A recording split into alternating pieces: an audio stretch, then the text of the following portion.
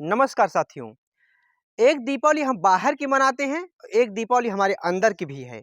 बाहर की दीपावली आती है और चली जाती है, लेकिन यह जो अंदर वाली दीपावली है, इस दीपावली का मज़ा यह है कि एक बार अज्ञान रूपी रावण को मारने का तरीका आपने जान लिया, सीख लिया, तो हर रात दीपावली हो जाती है। यह तभी संभव हो सकता है जब आप अपने अंतःकरण के प्रकाश को साक्षी मानकर शुभ कार्य करने का संकल्प ले लें। हमारे राम इस देश के प्राण हैं और सीता उनकी शक्ति है। दीपावली का यह पर्व राम और सीता के परम प्रेम, सशक्त चरित्र, अति उत्तम मानव मर्यादा को दर्शाता है। विश्व में सत्य की जीत होती है और असत्य का नाश होता है। यह पर्व इसका एक बड़ा सशक्त प्रमाण है।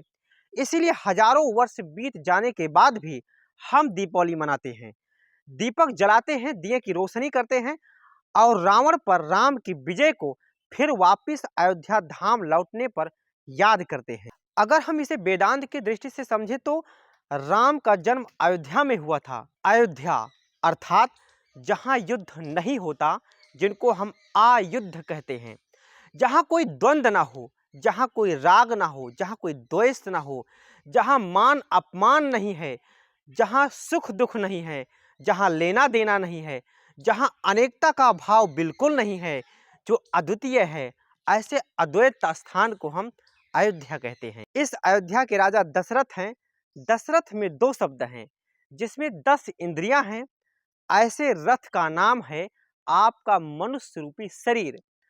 मन रूपी अयोध्या का राजा तो दशरथ हैं और इस दशरथ का पुत्र है राम। इन 10 इंद्रियों के राज्य के अंदर राम हो तुम, मतलब जीव।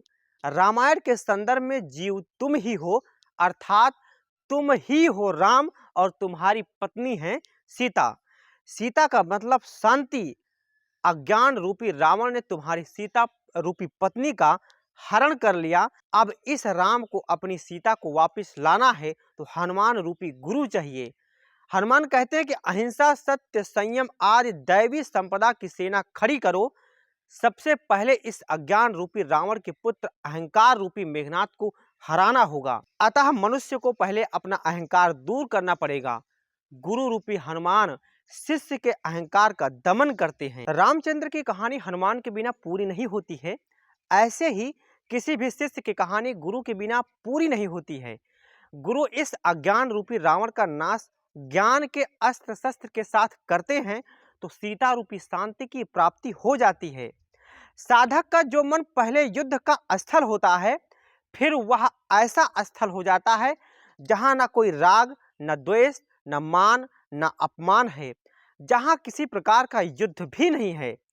रावण को मारने के बाद राम अयोध्या वापस आए, तब दीपोत्सव हुआ था। उनकी राहों में दीपक जलाए गए थे। ऐसा कहते हैं कि तब माँ कौशल्या ने राम से पूछा था, राम, मैंने सुना है कि तुमने आतताई रावण को मार गिराया, वो भी मात्र वानरों की सेना के साथ। राम ने माँ के चरण छूकर कहा, नहीं माता, मैंने नहीं मारा रावण को, उसको उसके अहंकार ने मारा।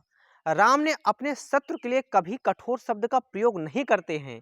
चारों वेदों के ज्ञाता शिव भक्त महातपस्वी रावण को उसके अहंकार से मुक्त किया है।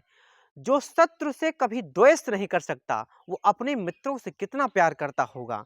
राम का वह जो आदर्श जीवन है, उसको हमेशा अपने सम्मुख रखना होगा।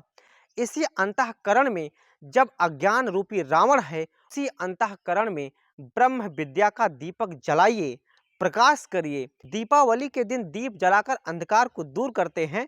रोशनी के उत्सव को हम दीपावली कहते हैं। एक दीपावली बाहर की है, एक दीपावली अंदर की है। बाहर की दीपावली आती है और चली जाती है, लेकिन यह जो वेदांतिक यानी अंदर वाली दीपावली है, इस दिवाली का मजा यह है कि एक बार अज्ञान रूपी रावण को मारने का तरीका आपने सीख लिया, जान लिया, तो हर रात दीपावली हो जाती है। अमावस्या के अवसर पर ही दिवाली होती है। उसके पीछे कारण यही है कि जीवन के अंधकार में जो ज्ञान का दीपक जला लेते हैं, उनके भीतर और बाहर प्रकाश हो जाता है। जो नहीं जलाते हैं, उनके अंदर भी अंधेरा रहता है और बाहर की रोशनी आज नहीं तो कल बुझ ही जाती है। रोशनी धन की हो, रिश्ते की हो, संपत्ति की हो या स्वास्थ्य की हो, ये सब रोशनियां बुझ जाती हैं। ये बहुत समय तक नहीं रहती हैं। हर व्यक्ति को यह प्रयास करना चाहिए कि वह अपने मन के इस अंधकार को दूर कर सके।